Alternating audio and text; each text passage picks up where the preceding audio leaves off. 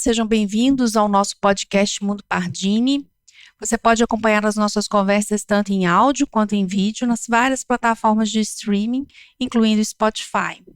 Espero que vocês gostem desse episódio e que mandem seus feedbacks através das nossas redes sociais. Eu sou Melissa Valentini, médica infectologista e assessora científica do Hermes Pardini. No episódio de hoje do Mundo Pardini, nós vamos conversar sobre a saúde reprodutiva da mulher, sobre os cuidados preventivos e sobre a importância da vacinação contra o HPV. E hoje eu tenho o prazer de ter comigo aqui o Dr. José Geraldo Ribeiro, que é pediatra, epidemiologista e mestre em medicina tropical e é meu colega aqui de assessoria científica do Hermes Pardini. O Dr. José Geraldo é uma referência para todos nós em vacinação. É uma pessoa que nós sempre procuramos em todos os assuntos relacionados à vacinação. Zé Geraldo, seja muito bem-vindo, muito obrigado por estar aqui conosco hoje. Boa tarde, Melissa, é um grande prazer estar com você, com a doutora Márcia, nesse tema tão relevante neste momento. E hoje também nós contamos com a presença da doutora Márcia Mendonça Carneiro, que é professora titular do Departamento de Ginecologia da Faculdade de Medicina do UFMG, ela é editora-chefe da Women Health, diretora científica da Clínica Origem, de BH, membro do Corpo Clínico do Biocorre de DOR e membro do Conselho Científico da Sociedade Brasileira de Endometriose e da Sociedade Brasileira de Reprodução Assistida. Doutora Márcia, é um prazer enorme tê-la conosco hoje. Obrigada, Melissa.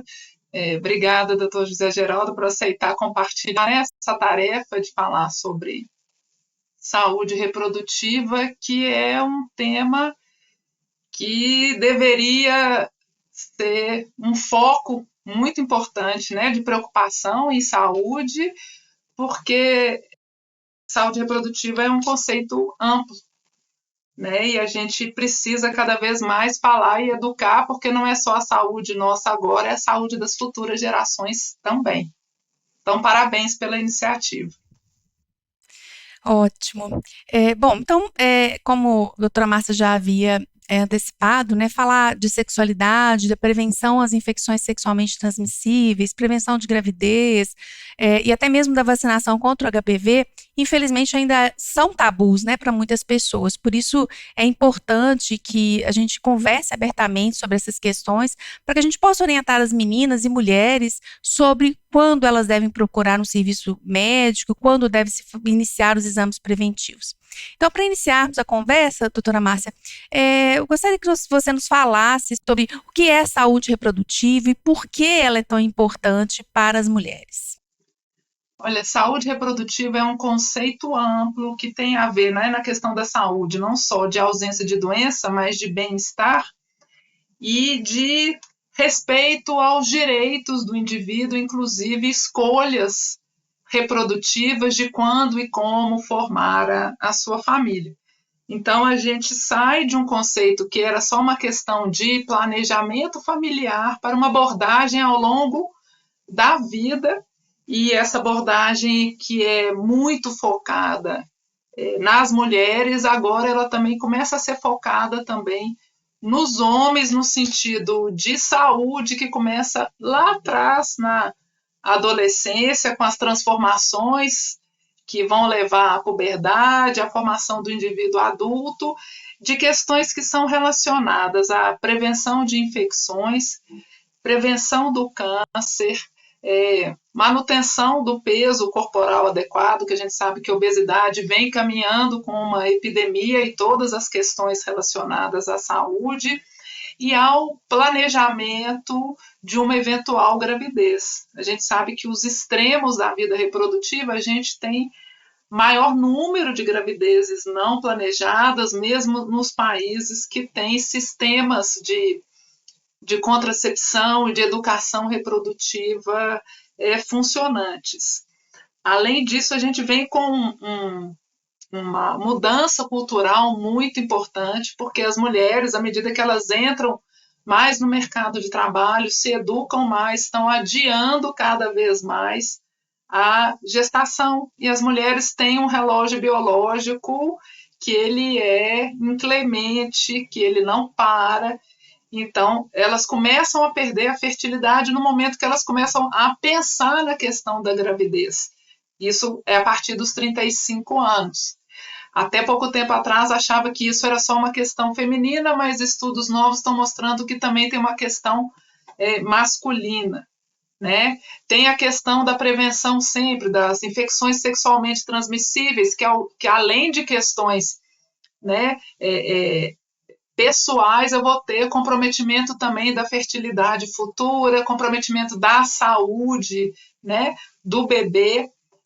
Nós sabemos que o ambiente intrauterino ele é muito importante para a saúde futura do indivíduo, então uma mulher que não se prepara para engravidar, seja porque ela está fumando, seja porque ela não controla o peso, ela tem um ambiente intrauterino desfavorável e que vai modular de maneira muito intensa a saúde daquele indivíduo. Então, ter todo esse cuidado, não só do bem-estar, né, de saúde, de evitar a doença, mas também de que essa mulher consiga planejar sua gravidez para um momento de saúde, para que ela transcorra sem complicações e que esse bebê nasça saudável, porque a gente sabe que doenças, por exemplo, como obesidade, começam a ser moduladas, diabetes, hipertensão, dentro do útero materno. Então, é um assunto que é de extrema importância. É muito, muito interessante, e realmente assim, o que você fala, né, da questão que eu como infectologista, eu sempre coloco as questões da infecção sexualmente transmissíveis e do pré-natal, que o pré-natal, e aí o início da fertilização, do planejamento, ele é também do homem, né, então a gente fica muito focado na saúde feminina, mas a gente tem que focar também na saúde masculina, para que este momento que vai culminar com a gravidez e o pré-natal, ele esteja totalmente adequado. Né? E assim, uma dúvida muito comum que a gente vê, até mesmo entre colegas, é qual o momento que a mulher deve iniciar as suas consultas ginecológicas, né? Quando as meninas devem iniciar as visitas aos ginecologistas, quando devemos iniciar o rastreio de infecção por HIV, câncer de colo de útero. Eu gostaria que você falasse um pouquinho sobre a rotina ginecológica da mulher a partir do início da vida sexual, né? Olha, as meninas, elas precisam ser acompanhadas pelos sinais que vão surgindo, né, da puberdade. Então, ela começa com pilificação, né, na região genital, começa com o surgimento do broto mamário. Então, os pais, os responsáveis, têm que estar atentos a essas modificações, a explicar de maneira, né, simples, fácil, direta, né, e aí a começar a introduzir esse tópico de maneira natural para a criança, né, das transformações que estão vindo e que todos esses eventos vão se preparar para a primeira menstruação. Então, a menina tem que estar preparada, né? Isso não é uma coisa que você delega para a escola, ela tem que estar preparada para isso, ela tem que saber o que é normal, o que é alterado, né? Ela vai ter uma oleosidade da pele, ela vai ter espinhas, que isso também começa a mexer com o bem-estar dela, com a questão da autoestima. Ela vai ter, às vezes, esses primeiros anos de sangramento, eles são às vezes irregulares, é normal a menina ter uma irregularidade menstrual nesses primeiros 2 anos, às vezes os sangramentos vão vir excessivos, então assusta a menina, assusta a família, então começou a esse processo da puberdade, eu acho que ela já deve pelo menos ter uma conversa com a mãe, com o responsável e levar e a gente tem ginecologista infanto-puberal, que está preparado e capacitado para ter essa conversa, para preparar, para ver a questão da cólica. A cólica é uma coisa que me preocupa muito. Eu trabalho com uma doença benigna chamada endometriose, que está associada a cólicas intensas e, mais tarde, dificuldade para engravidar.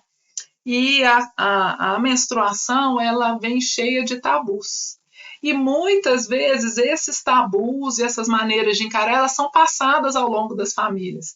Então tem estudos interessantes mostrando, estudos inclusive em países como Estados Unidos, como a França, que mostram que a cultura menstrual, a cultura da cólica, às vezes ela é passada de vó para mãe, para filha. Então você pega famílias que várias mulheres têm história de cólicas e isso é ensinado. Não, minha filha, isso é normal, é da sua vida, você tem que aceitar quando não é normal. E que por trás desses sintomas podem existir doenças como endometriose.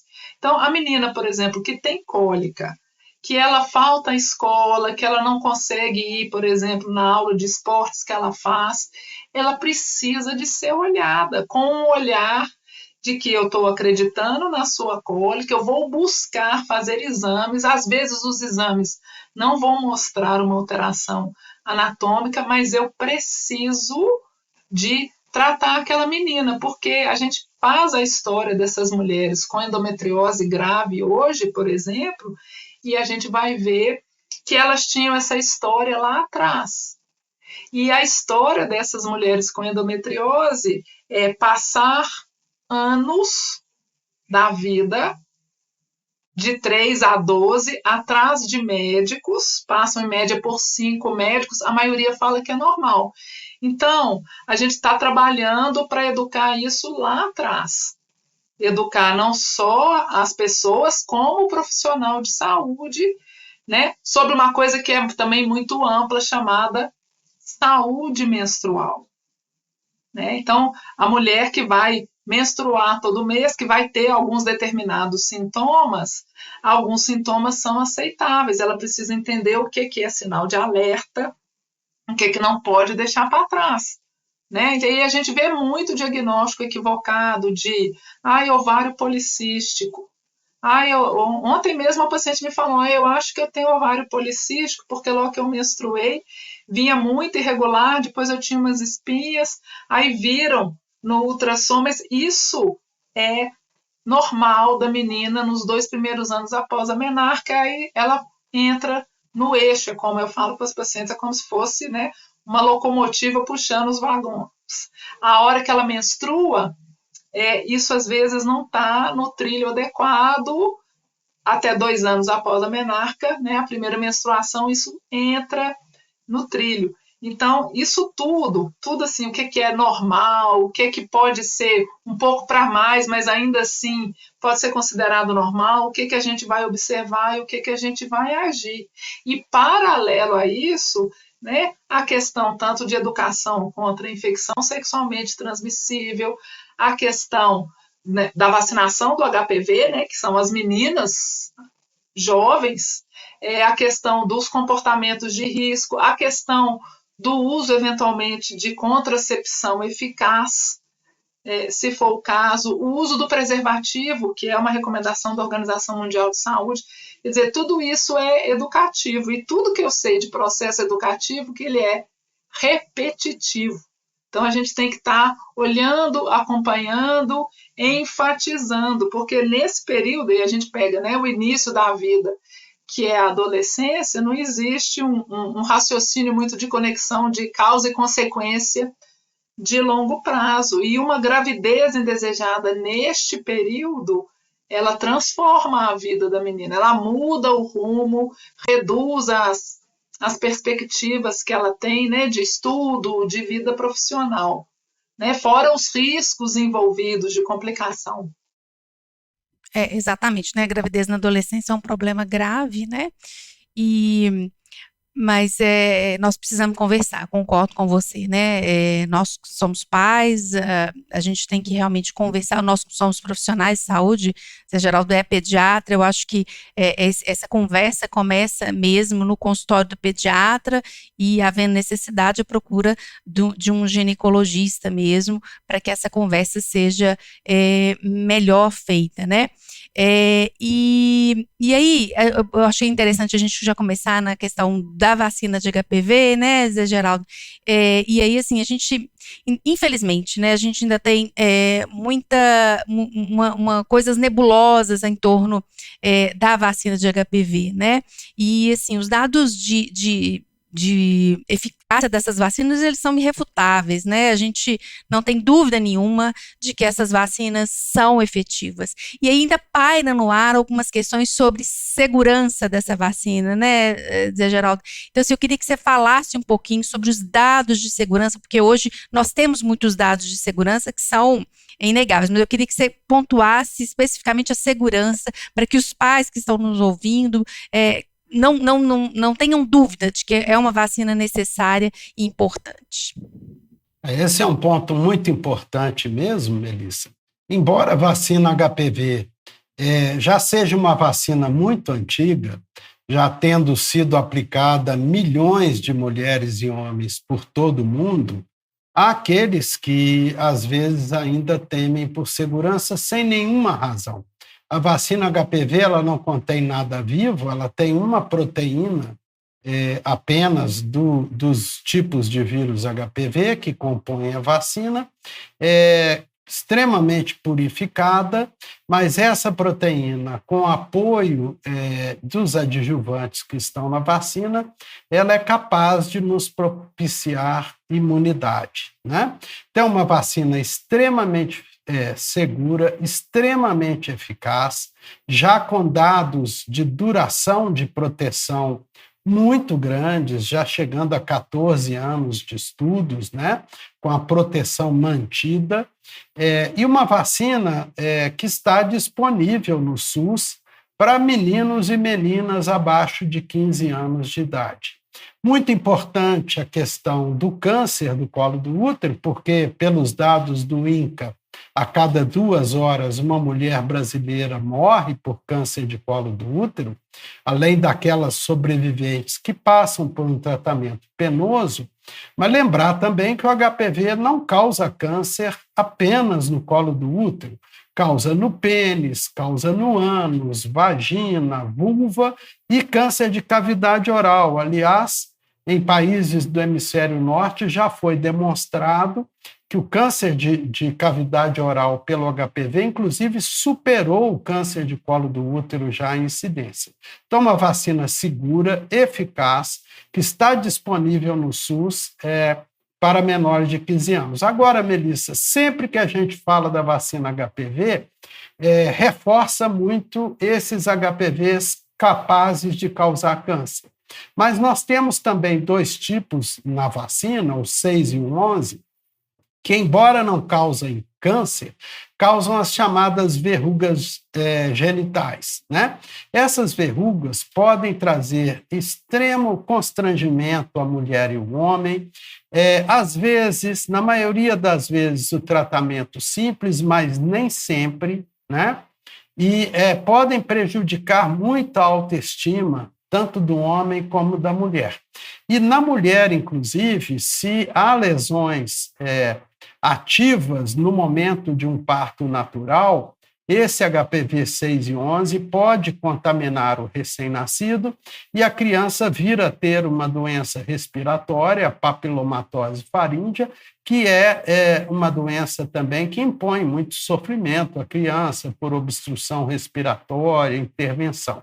Então, nós temos uma vacina segura, disponível no SUS para os menores de 15 anos, homens e mulheres, eficaz para esses tipos oncogênicos, ou seja, que causam câncer, e também eficaz para as verrugas anogenitais. Excelente.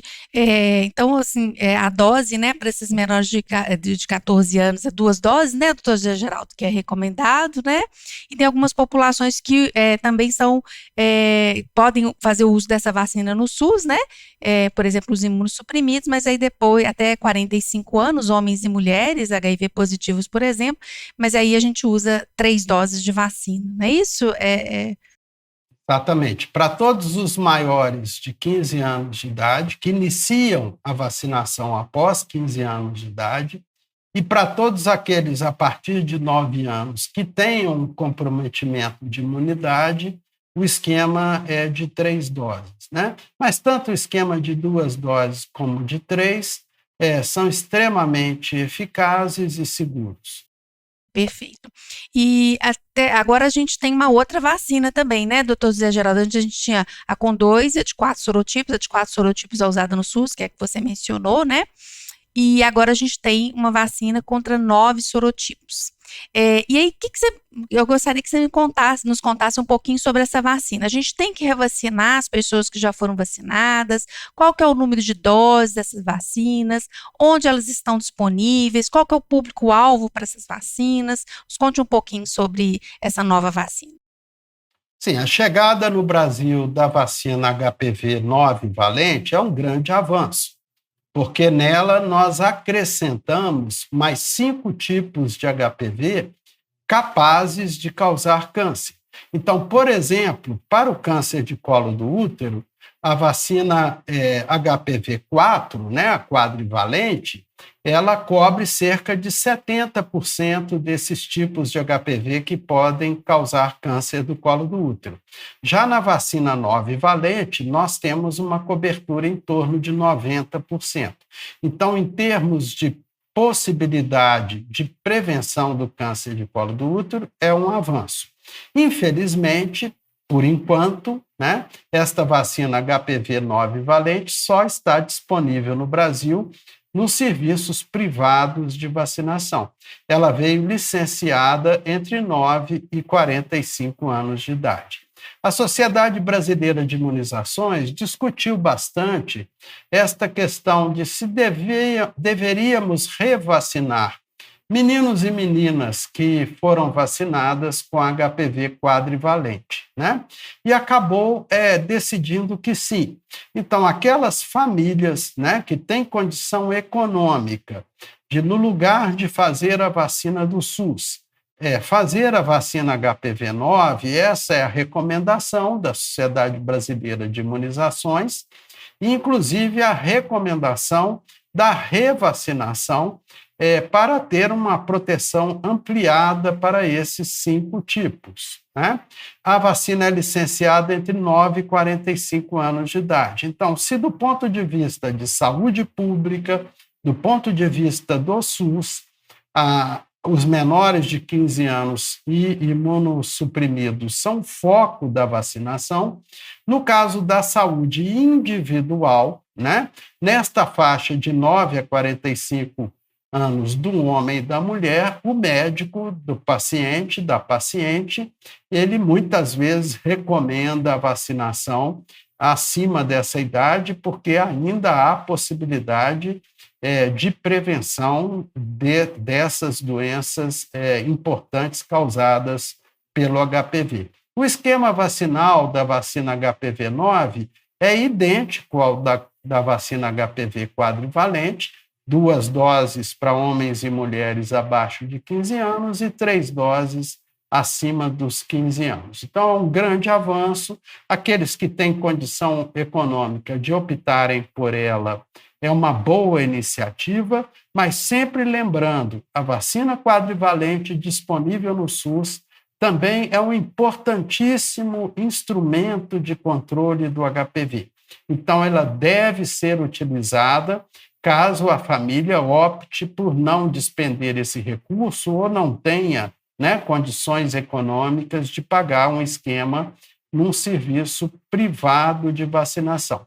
Lembrando sempre, mesmo a menina vacinada, né, a partir do início da sua atividade sexual, aí 2 anos após o início da atividade sexual, deve iniciar um programa de rastreamento com o ginecologista, né? Então, esse binômio, vacinação em dia e rastreamento em dia, é que poderão nos livrar no futuro, né, nas futuras gerações, de números tão terríveis de neoplasias causadas pelo HPV que nós temos hoje. Excelente, doutor Zé Geraldo. É muito bom sempre te ouvir, né? É sempre uma aula. Doutora Márcia, aí doutor Zé Geraldo já começou a falar a questão do rastreamento, né? De colo de útero. E hoje a gente tem disponível não só os testes de Papa Nicolau, histologia líquida, mas que também você pode fazer o co-testing, né? Que é a testagem dos HPVs, né? Eu sempre reforço que o importante é a gente fazer o rastreio dos HPVs de alto risco, no caso do câncer de colo de útero. A gente não deve usar aqueles painéis muito grandes, né? Na verdade, não é o recomendado pela Sociedade Brasileira de Ginecologia e Obstetrícia, pelas sociedades internacionais, mas assim, qual que é o momento para a gente começar a fazer o rastreio? Porque essa questão, né, assim, a grande maioria das infecções iniciais por HPV, elas são transitórias. Então, se a idade é muito precoce de rastreio, você vai pegar infecções transitórias e às vezes fazer um procedimento que pode levar até um problema na saúde reprodutiva da mulher no futuro, né? Então, conta pra gente um pouquinho sobre esse rastreio. Exato. A gente tem que, se você olhar o protocolo do Ministério da Saúde, ele fala que você começa a partir dos 25 anos de idade, e há uma lógica toda em cima disso. Por que a gente pode fazer rastreio do câncer de colo do útero, né? Lembrando que a gente considera ele uma infecção sexualmente transmissível, porque a esmagadora maioria dos casos está associada com a infecção pelo HPV, e como o doutor José Geraldo falou, ela não necessariamente vai se manifestar clinicamente, né? Então, você ficar esperando um sinal, né, aparecer uma verruga, essa infecção, você acabou de falar também, ela pode ser transitória. Então, e entre a infecção e o período pré-neoplásico, pré-cancerígeno, em geral, ele é bastante longo, pode levar até 10 anos. Então, entre o início da atividade sexual até você ter a infecção e levar, você poderia ter este período, certo?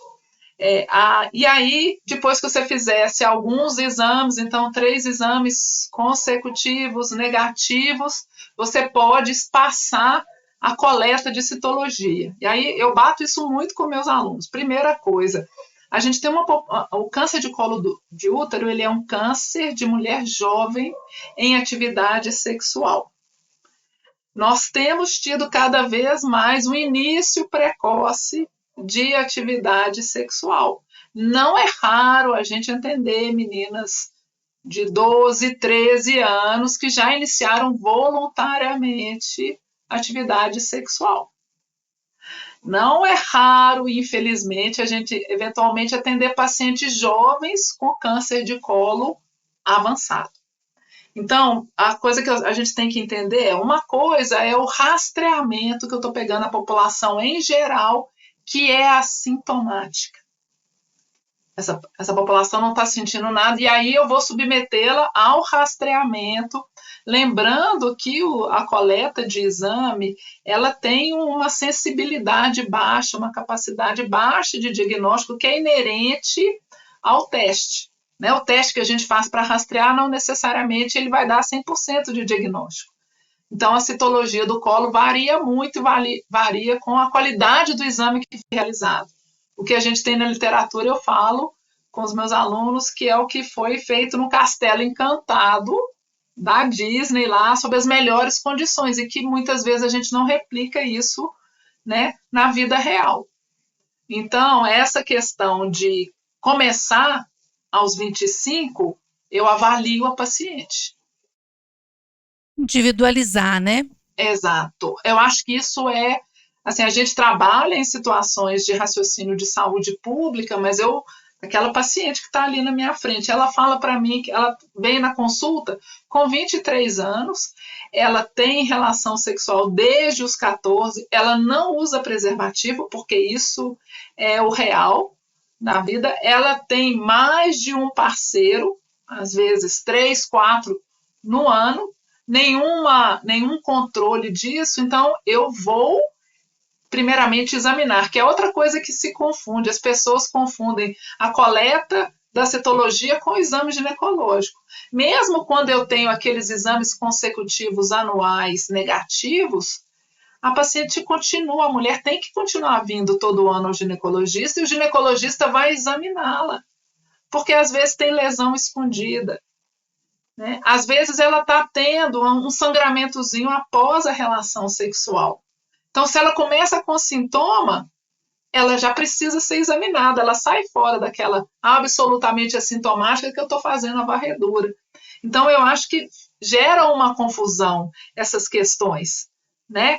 Para o profissional de saúde e para a mulher. Então, você vem e você vai ser avaliada. Tem alguma queixa? Eu vou avaliar.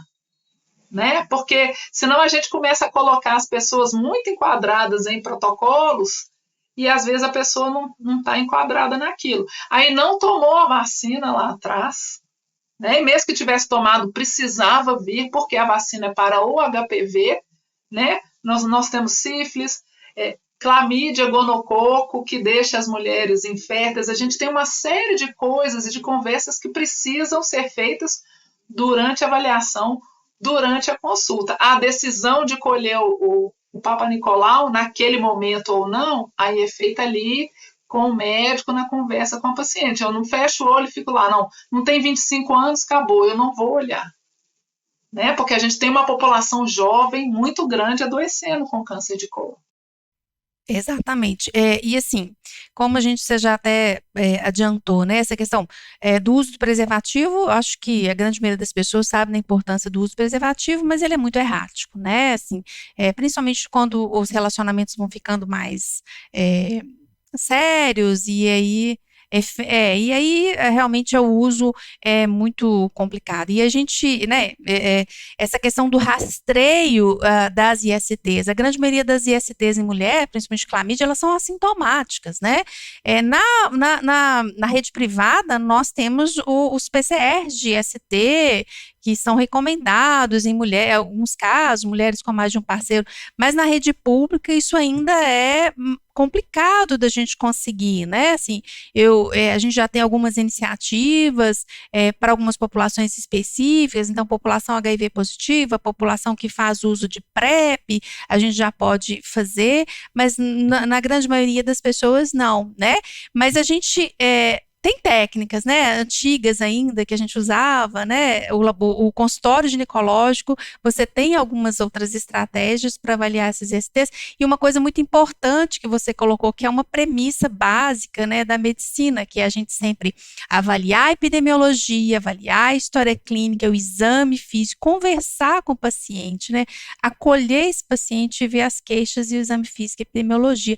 Isso eu acho que é essencial. Nenhum teste laboratorial vai substituir isso, né? Exato. E o teste laboratorial que você faz, por exemplo, eu tenho pacientes no consultório que elas se recusam a usar preservativo e elas querem fazer um rastreamento periódico de IST. Isso não é proteção. Né? Porque assim, eu estou com um parceiro novo, nós dois combinamos de fazer os testes, nós estamos negativos. Sim, mas tem teste que tem janela, né? De positividade, você não pode basear num teste para você fazer o comportamento. As suas escolhas, né? Hoje a gente vivencia realmente eu, né, infectologista, eu trabalho muito com PEP, com PrEP, que é a profilaxia pré-exposição e pós-exposição sexual, e a gente vê claramente que essas estratégias, elas são usadas hoje como a estratégia de prevenção. Então, meu teste é negativo, e na verdade não é bem isso, né? Você está com o teste negativo naquele momento, com todas as questões associadas ao teste, falso negativo, né? Janela imunológica, enfim, são questões que eu acho que cada médico tem que discutir mesmo com o seu paciente e avaliar, né? É uma escolha da pessoa, ela avalia o que ela dá conta, né, de fazer e o que ela dá conta de avaliar.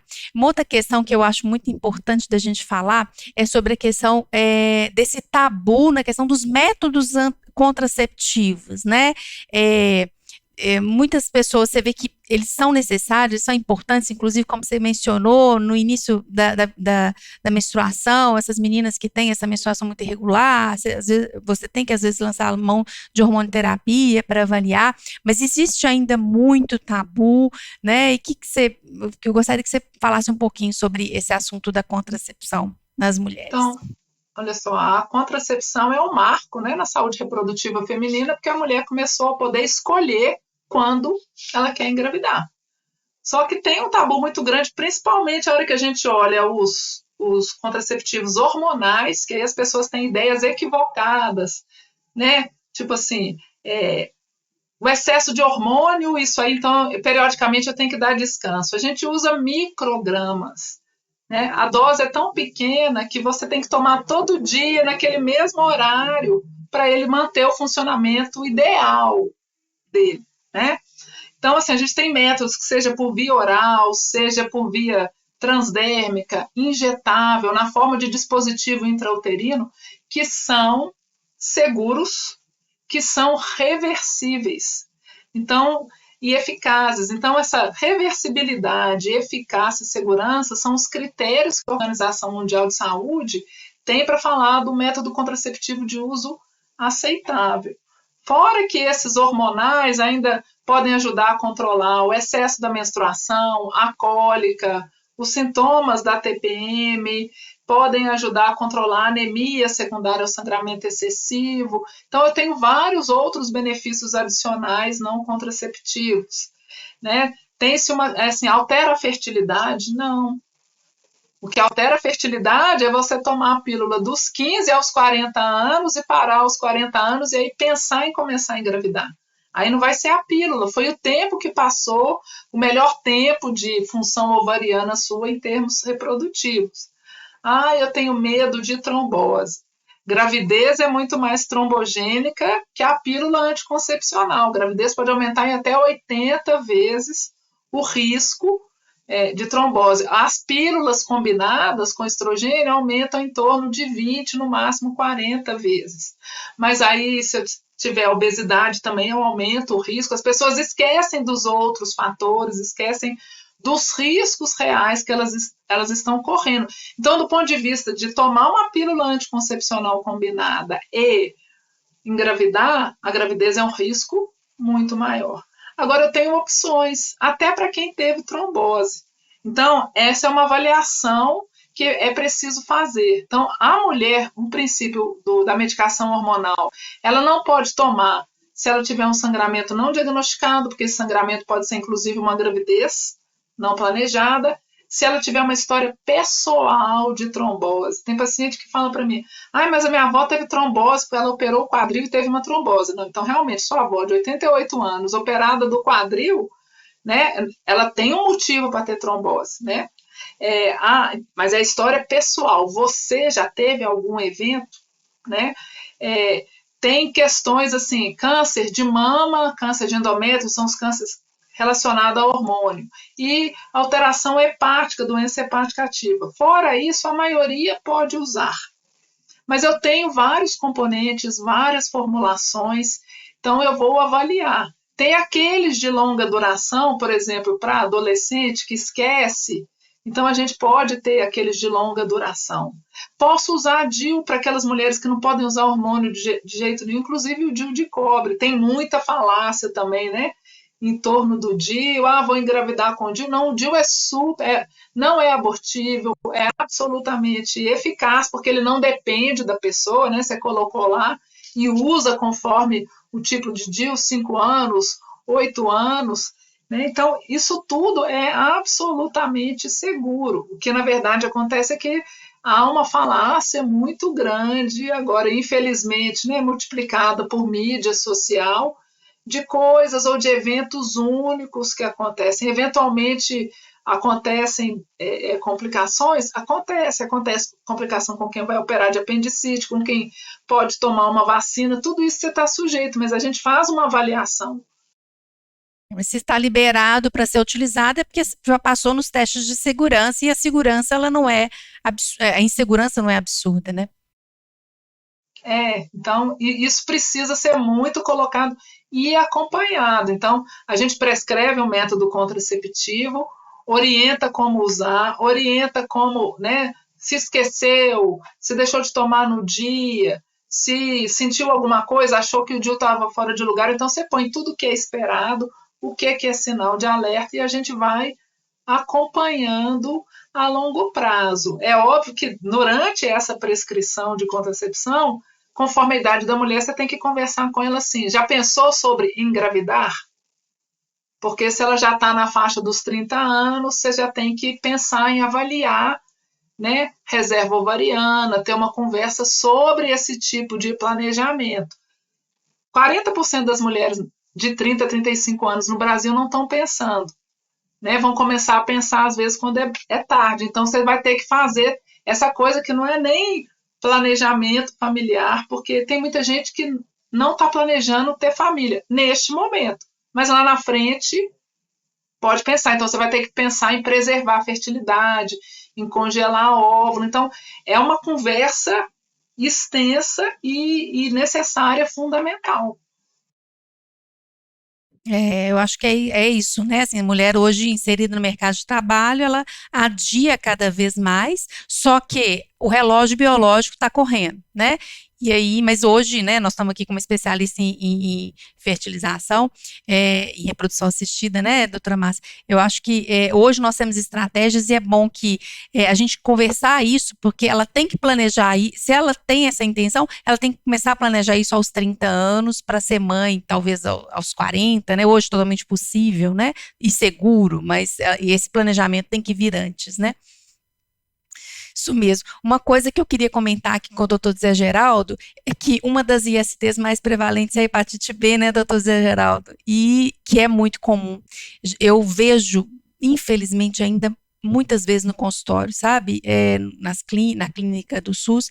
E a gente tem uma vacina que está disponível para todos nas unidades de saúde, né? E as pessoas realmente esquecem. E eu falo muito isso quando eu vou atender risco sexual. Eu falo, vocês estão muito preocupados com HIV. A hepatite B, ela é muito mais transmissível sexualmente do que o HIV, e as pessoas esquecem da vacina, né, doutor Zé Geraldo? Comenta um pouquinho para a gente da vacina de hepatite B. Com certeza, o vírus da hepatite B, além de poder causar uma hepatite ativa, crônica, né, que mal conduzida ou não diagnosticada pode levar até a cirrose, era a principal causa de câncer hepático entre nós.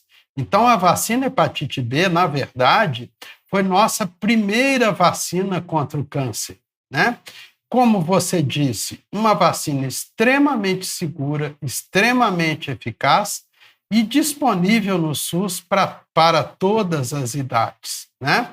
Então, realmente não faz sentido, né, para qualquer pessoa deixar de estar vacinada contra a hepatite B.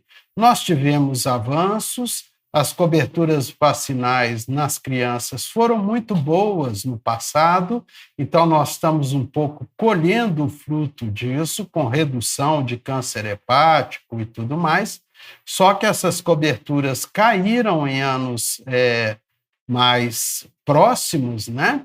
Então é necessário que todos revejam sua caderneta de vacina e coloquem em dia aquelas vacinas que ficaram atrasadas, e uma das mais importantes, como você relatou, a vacina de hepatite B, e como você disse, é uma doença também de transmissão sexual, né?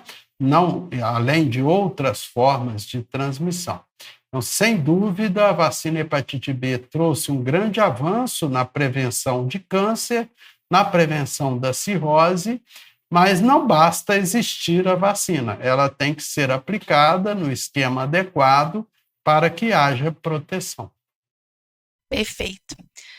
Eu achei a nossa conversa hoje excelente, né? A gente podia aqui estar conversando muito mais tempo, aprendi muito com vocês.